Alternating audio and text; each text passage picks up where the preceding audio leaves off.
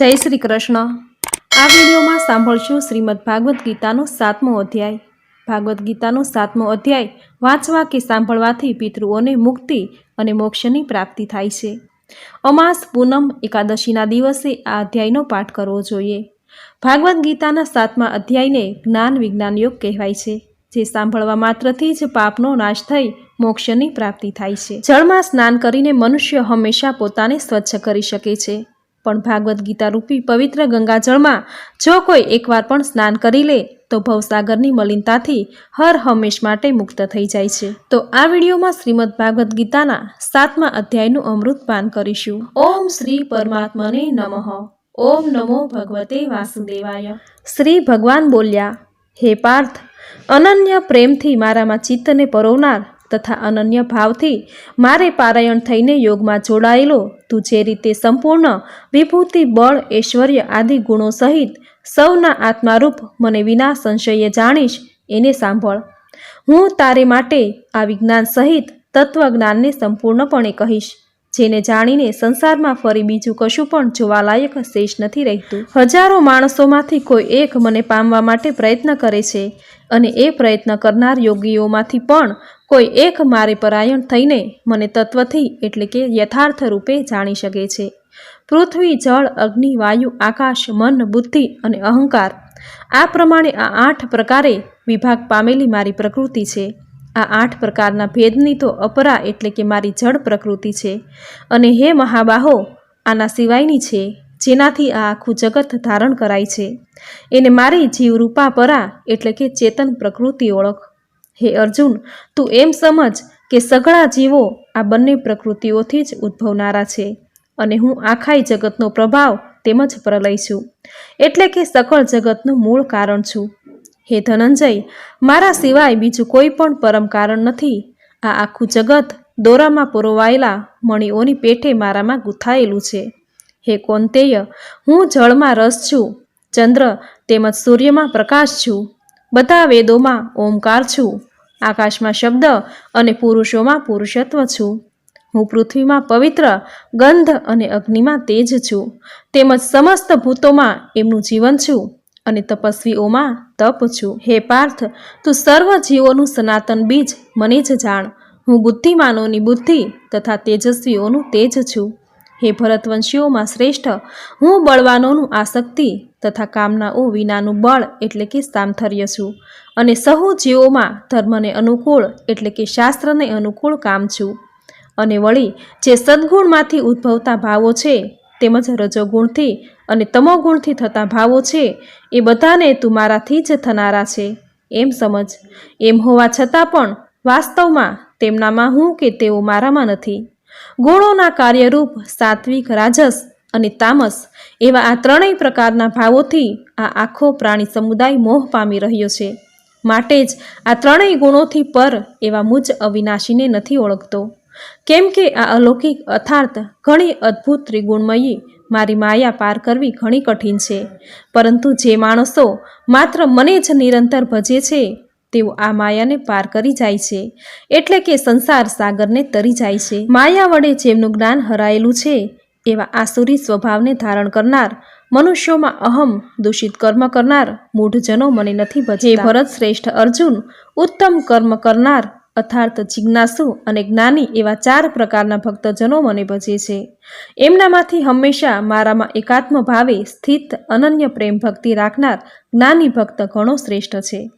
કેમ કે મને તત્વથી ઓળખનાર જ્ઞાનીને હું અત્યંત પ્રિય છું, અને એ જ્ઞાની મને અત્યંત પ્રિય છે। આ બધાય ભક્ત ઉદાર એટલે કે શ્રેષ્ઠ છે, છતાં એ સર્વોમાં જ્ઞાની તો સાક્ષાત મારું સ્વરૂપ જ છે એવો મારો મત છે। કેમ કે એ મારામાં જ મન તથા બુદ્ધિ રાખનાર જ્ઞાની ભક્ત અતિ ઉત્તમ ગતિ સ્વરૂપ એવા મારામાં જ સાકમ્ય રીતે સ્થિત છે। ઘણા જન્મો પછીના અંતિમ જન્મમાં તત્વજ્ઞાન પામેલો માણસ સર્વ કાંઈ વાસુદેવ જ છે એવા ભાવે મને ભજે છે, એ મહાત્મા ઘણો દુર્લભ છે। અમુક અમુક ભાગોની કામના વડે જેમનું જ્ઞાન હરાઈ ચૂક્યું છે, એ માણસો પોતાના સ્વભાવથી પ્રેરાઈને અમુક અમુક નિયમને ધારણ કરી અન્ય દેવતાઓને ભજે છે એટલે કે ઉપાસે છે। જે સકામ ભક્ત જે દેવતા સ્વરૂપને શ્રદ્ધાથી પૂજવા ઈચ્છે છે, તે ભક્તની શ્રદ્ધાને હું એ જ દેવતા પ્રત્યે દ્રઢ કરું છું। એ માણસ એ શ્રદ્ધાથી યુક્ત થઈ એ દેવતાનું પૂજન કરે છે અને એ દેવતા પાસેથી મારા વડે જ વિધાન કરેલા એ ઈચ્છેલા ભોગોને નિસંદેહ પામે છે. પરંતુ એ અલ્પબુદ્ધિજનોનું એ ફળ નાશવંત હોય છે. તેમજ એ દેવતાઓને પૂજનાર જનો દેવતાઓને પામે છે, જ્યારે મારા ભક્તો ભલે ગમે તેમ ભજે છેવટે તેઓ મને જ પામે છે.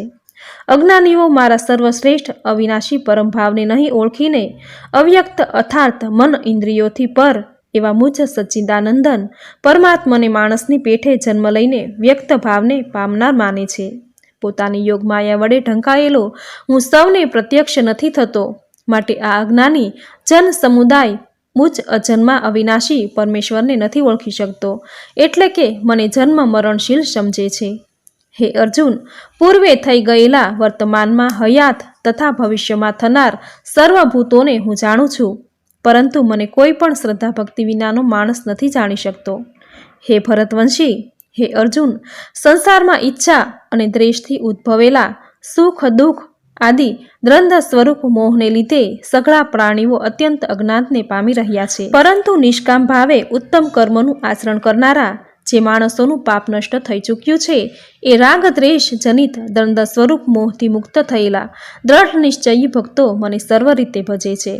જેઓ મારે શરણે થઈને જરા અને મરણમાંથી છૂટવા માટે પ્રયત્ન કરે છે, એ માણસોએ બ્રહ્મને, સમગ્ર આધ્યાત્મને તેમજ સંપૂર્ણ કર્મને ઓળખી લે છે. જે માણસો અધિભૂત અને અધિદેવ સહિત તેમજ અધિયજ્ઞ સહિત સૌના આત્મા સ્વરૂપ મને અંતકાળે ઓળખી લે છે, એ મારામાં ચિત્ત પરોવેલા માણસો મને જ ઓળખી લે છે, એટલે કે પામી જાય છે. ઓમ તત્સદિતિ શ્રીમદ ભાગવદ્ ગીતા શ્રી કૃષ્ણ અર્જુન સંવાદનો જ્ઞાન વિજ્ઞાન યોગ નામનો 7મો અધ્યાય સમાપ્ત. જે કોઈ મનુષ્ય ભાગવદ્ ગીતાનું નિષ્ઠા અને ગંભીરતાપૂર્વક અધ્યયન કરે છે, તો ભગવત કૃપાથી તેના પૂર્વે કરેલા દુષ્કર્મોના ફળો તેમને ભોગવવા પડશે નહીં. ભગવદ્ ગીતાના અંતિમ ભાગમાં ભગવાન શ્રી કૃષ્ણ એવું ઘોષણા કરીને કહે છે, જે મનુષ્ય ભાગવત શાસ્ત્રને અર્થપૂર્વક નિત્ય વાંચે છે, તેના કરોડો જન્મના પાપો નાશ પામે છે. જે ભાગવતના અર્ધા શ્લોકોને કે શ્લોકના એક ચરણનો પાઠ કરે છે, તે નિત્ય રાજસુ યજ્ઞ તથા અશ્વમેઘ યજ્ઞનું પુણ્ય પામે છે.